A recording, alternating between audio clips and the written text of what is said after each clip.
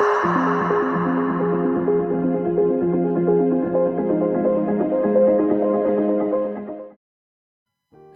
assalamualaikum warahmatullahi wabarakatuh. Apa kabar teman-teman semuanya? Saya harap semuanya baik-baik saja. Tetap dalam lindungan Allah Subhanahu wa taala, diberkati panjang umur, barokah rezeki dan barokah segalanya amin ya rabbal alamin.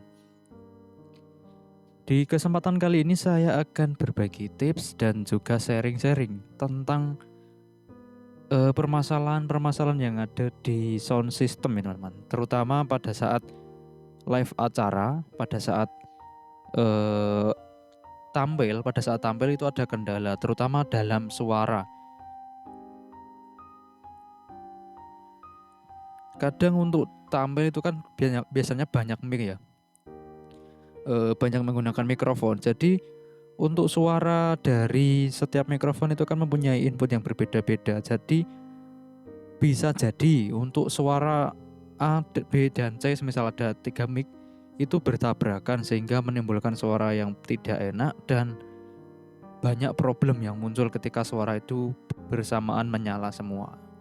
Nah, lantas seperti apa mas suara yang tidak enak itu dan tidak yang membuat problem itu seperti apa dan bagaimana cara mengatasinya? Nah, jadi untuk kebanyakan sound saat live itu yang paling sering dikeluhkan adalah satu, mikrofon itu tidak bisa ringan atau mikrofonnya terasa berat. Lalu saat ditambah gain atau volume dia feedback. Nah itu penyakit yang banyak dikeluhkan teman-teman soundman ya. Jadi biasanya kalau sistem, terutama sistemnya belum benar, belum dikatakan fix, dia bisa seperti itu, bisa terjadi seperti itu. Jadi untuk mikrofon itu seperti terasa berat dan saat dinaikkan gain atau volumenya kok malah tambah feedback. Nah itu teman-teman yang biasanya sering dikeluhkan itu seperti itu. Lantas bagaimana mas cara mengatasi mikrofon tetap ringan dan tidak feedback? Nah itu permasalahan pertama. Sekalian solusinya ya. Solusinya yang pertama, kita kalau sistemnya belum benar, kita bisa mainkan atau mengotak-atik di mixernya. Bagaimana mas caranya biar mikrofon ringan tapi tidak feedback? Ini saya kasih contoh ya. Di depan saya ini sudah ada mixer Alto 24 channel ZMX 244. Ini setiap tune ada gain, high, mid, freq, dan low. 4 tune, 4 out, dan 4 group. Dan 1 LR seperti itu. Ini adalah channel yang saya gunakan untuk mikrofon saya sebagai contoh ya. Saya gunakan di sini. Oke. Ini langsung saja ke tune ya, ke tune mixernya. Sebentar saya zoom dulu ya. Oke, ini sudah saya zoom ya teman-teman. Jadi di sini ada tune controlnya untuk high, mid, freq, dan low. Ini ya, kelihatan ya teman-teman tulisannya. Nah, untuk mengetahui suara mana saja yang feedback, kita harus tahu tune-nya, karakternya. Nah, saya zoom lagi biar jelas kalian. Jadi kita harus tahu karakternya dan tahu di mana titik feedbacknya. Nah, cara mengatasi atau mencari titik feedback bagaimana mas? Apakah kita menggunakan semacam alat tertentu agar mengetahui titik feedbacknya? Tidak usah teman-teman, tidak usah menggunakan alat. Kita cukup cari dengan frekuensi di sini saja. Nah, di sini kan ada mid dan juga freq kan ya. Ini sangat penting ya kalau teman-teman tahu. Caranya seperti ini. Semisal mikrofon saya ini dekat dengan set fill, otomatis kalau kita keraskan, set fill juga akan ikut keras dan masuk kembali ke mic, akan terjadi feedback lagi. Kita cari saja feedbacknya. Kita angkat gainnya sedikit, dirasakan. Kalau ada suara ngingung, nah itu adalah feedback. Kalau belum, kita angkat sedikit dan kita bos di mid-nya.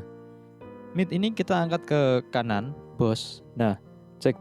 Nah, suara saya akan memiddle.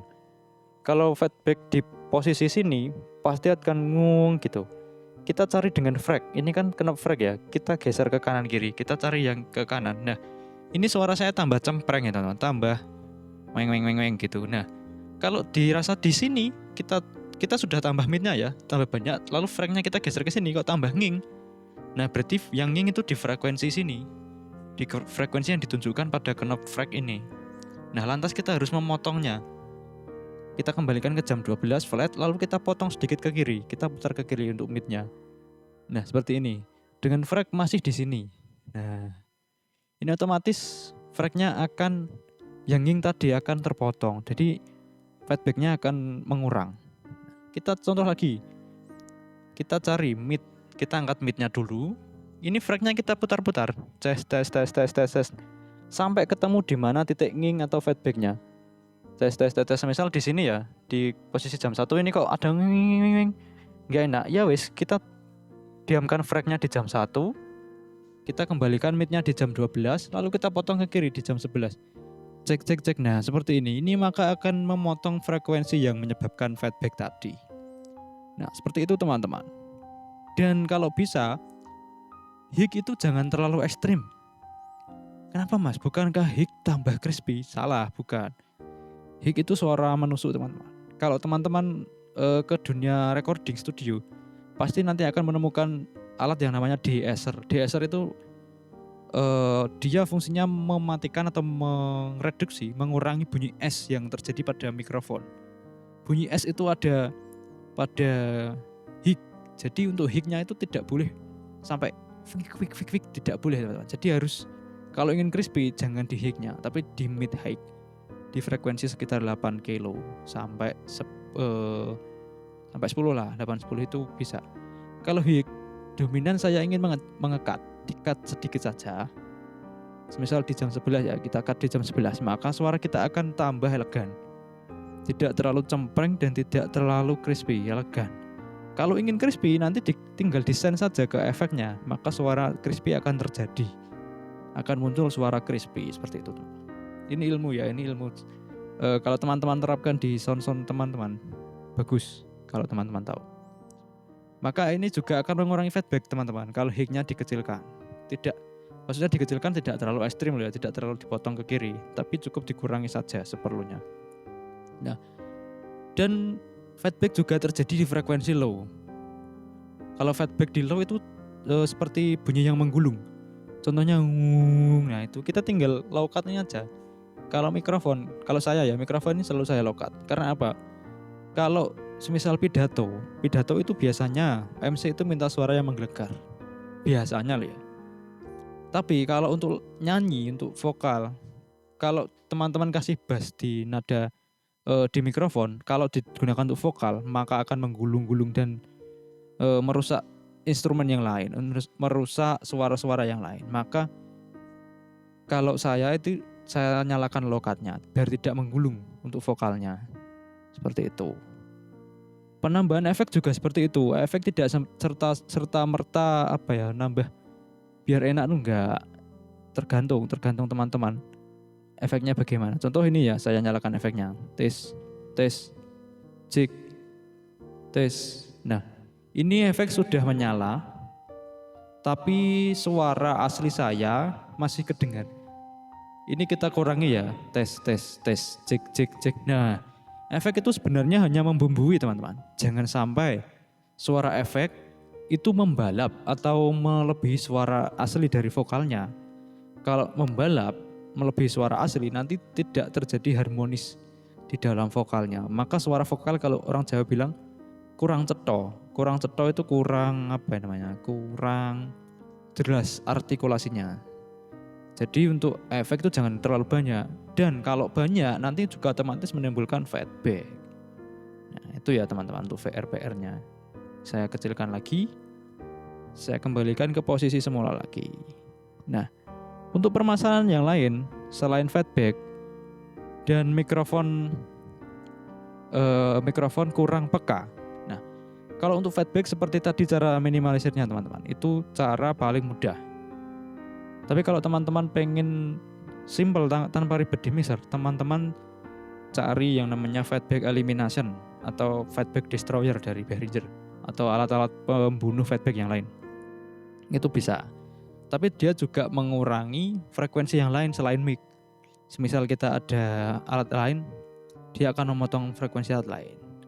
Kalau punya feedback elimination, itu kita insertkan saja di tiap channel mic-nya.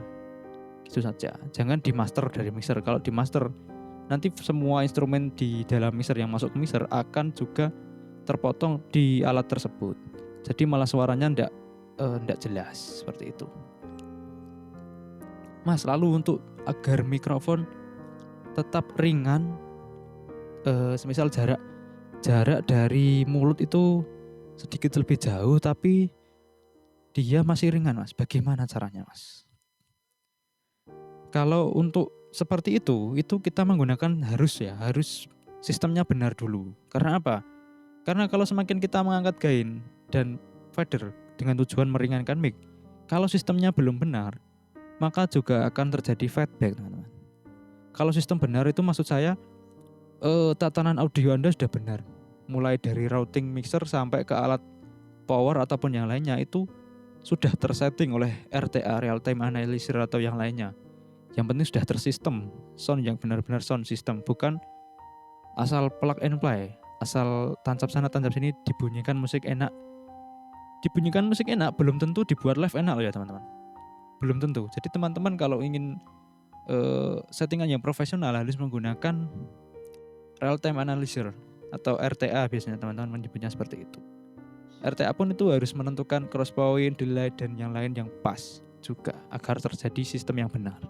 Bukan hanya asal RTA saja lalu menganggap sebuah sistemnya sudah benar. Tidak seperti itu teman-teman, itu salah. Ya bukan salah tapi kurang tepat. Seperti itu.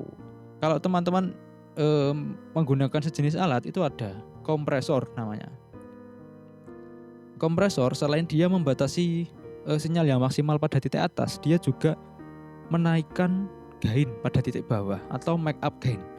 Artinya kalau kita sudah masuk ke kompresor, alat kita semisal ini mikrofonnya kan kurang keras ya, kurang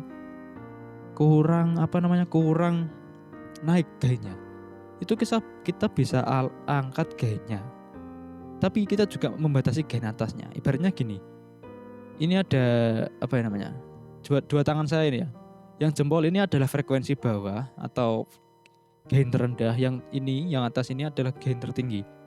Maka dengan kompresor itu suara akan tetap ada di tengah jari antara atas dan bawah. Untuk frekuensi bawah dia juga terangkat dan stabil di tengah-tengah gini. Untuk frekuensi atas dia juga tidak over. Karena apa? Dikompres dari atas dan di make up gain dari bawah. Otomatis suara akan di tengah. Akan linear di tengah. Dengan mic pelan suara akan masuk, mic keras dibengok, dihentak, suara juga akan tetap masuk dan tanpa pecah. Suara tetap di tengah. Nah, seperti itu gunanya kompresor. Kalau settingnya sudah benar, akan seperti itu jadinya. Tapi kalau settingnya belum benar, mungkin hanya bisa membatasi atas saja. Membatasi titik atas agar tidak over. Nah, seperti itu. Sebenarnya bukan seperti itu. Kompresor itu menekan, artinya kompres, menekan frekuensi, menekan tingkat gain agar tetap stagnan, stabil di tengah seperti itu teman-teman. Bukan hanya membatasi titik atasnya saja seperti itu. Terus yang ketiga adalah permasalahan musisi yang kalau main itu tidak nyaman.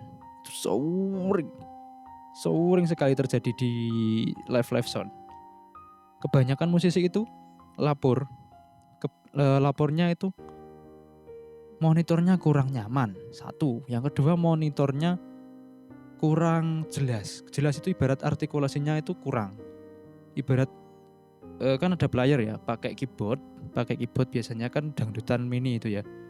Keyboard itu ketika ditekan string, dia biasanya terlalu jerit. Ada yang terlalu mendem, kurang open. Nah, itu banyak teman-teman, banyak terjadi seperti itu. Itu juga karena apa? Karena sistemnya belum benar. Nah, kalau sistem sudah benar, tidak terjadi seperti itu. Dan keluhan-keluhan yang ada di situ itu pun sebenarnya bisa hilang, bisa dikurangi.